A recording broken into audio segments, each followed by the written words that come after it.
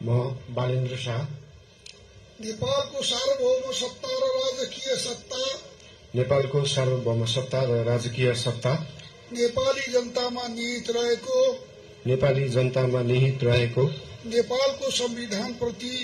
नेपालको संविधान प्रति पूर्ण वफादार रही सत्यनिष्ठापूर्वक प्रतिज्ञा गर्दै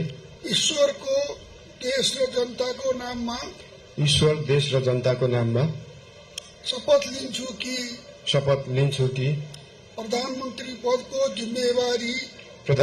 पदको जिम्मेवारी प्रचलित कानूनको पालना गरी मुलुक र जनताको भलो चिताई कसैको डर नमानी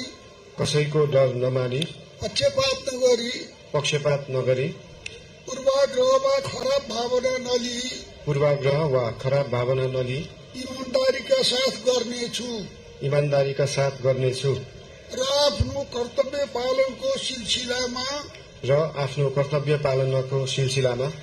आफूलाई जानकारीमा आएको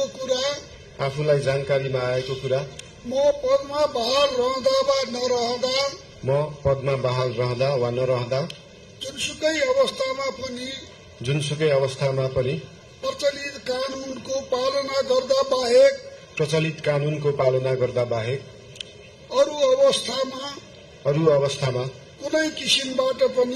कुनै किसिमबाट पनि प्रकट वा संकेत गर्ने छैन। धन्यवाद। यसपछि नवनियुक्त सम्माननीय प्रधानमन्त्रीज्यूलाई आफ्नो आसनमा रही शपथ पत्रमा हस्ताक्षर गरिदिनु हुन अनुरोध गर्दछु।